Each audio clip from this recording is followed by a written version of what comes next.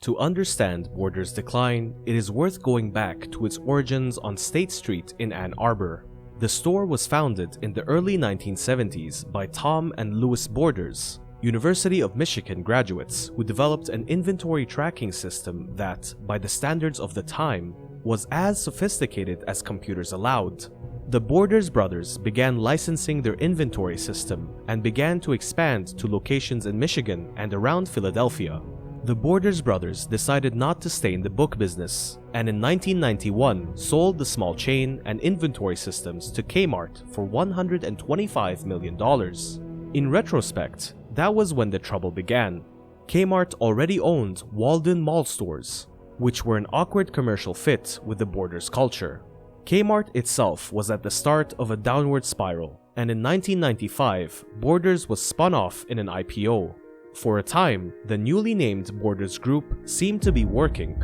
Under the leadership of Leonard Riggio, Barnes & Noble was expanding also, and the competition between the chains seemed to create dynamic energy that benefited them both. The Borders Group expanded internationally, beginning with a store in Singapore 1997, then opening more than 40 stores in Europe, Asia, and Australia, New Zealand, and buying a 35-store chain called, appropriately, Books.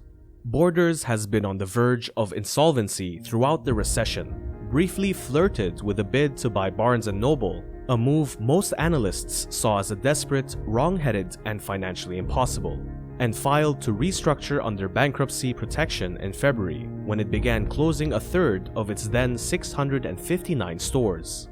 What was it that forced Borders to write its final chapter? The company itself gave 3 reasons for its demise in its corporate communication cum suicide note. "We were all working hard towards a different outcome," President Mike Edwards said. But the headwinds we have been facing for quite some time, including the rapidly changing book industry, e-reader revolution, and turbulent economy, have brought us to where we are now. That is not a very satisfying answer. Other companies have adapted to the e-reader revolution and even benefited from it. Other companies have changed to fit the new book-selling paradigm, and other companies are dealing with the drawn-out after-effects of the recession. The better reason for its demise is that Borders had long lost its competitive edge on many fronts, from corporate strategy to coffee. It died by 1,000, okay, maybe just 4 or 5, self-inflicted paper cuts. First, Borders famously flubbed its relationship with the internet. From 2001 until 2008, it outsourced its online sales to Amazon, essentially handing customers over to the bigger, better site during the formative years of e-commerce. How on earth did that happen? The company's 2000 annual report explains, "Our online investment will be channeled to support our in-store platform, while Borders.com will continue to be utilized as a convenience retail channel." The report reads, "We have targeted loss reduction as a major goal in this area." Translation: Borders decided to channel its online investment not to its website, but to its in-store platform. Title Sleuth, the innovative self-help computer stations in Borders stores. The next year, to get the loss reduction it sought, that is, in an effort to lose less money, Borders tossed the keys to its website to Jeff Bezos. The company finally got them back in May 2008. Contrast that with Barnes & Noble's digital strategy, as outlined in its 2000 annual report. The company noted that its website might be eating away at its brick-and-mortar business.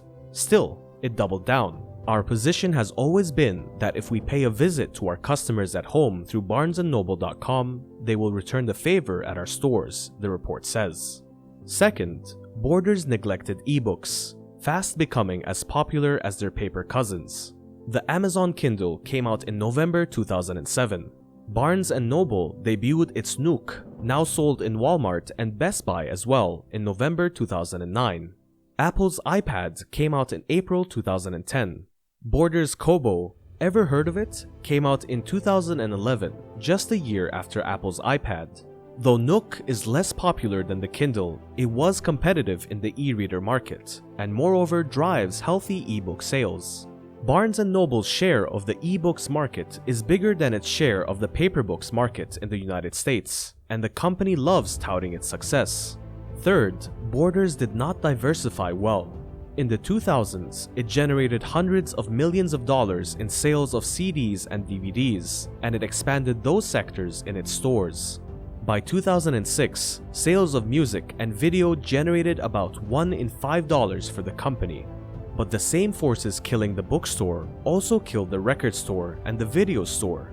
That revenue dropped off a cliff when iTunes, Netflix, and file-sharing networks became popular in the mid to late aughts. Borders also failed to generate robust additional revenues through coffee shops or alcohol sales, the savior of many a bookstore.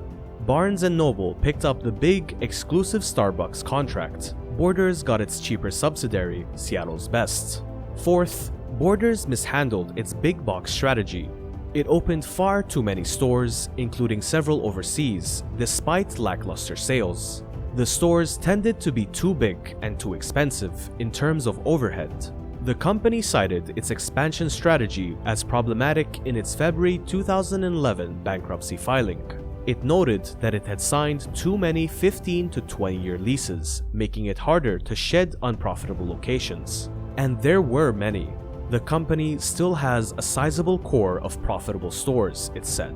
However, in analyzing their cost structure, the debtors have found that they also have a number of stores which are simply unprofitable and are substantially impacting the debtors' overall performance and ability to pay their debts. Ultimately, a successful bookstore on any scale depends on a specific understanding of how to make the most of the outpouring of books and the digital transformation that will attract readers.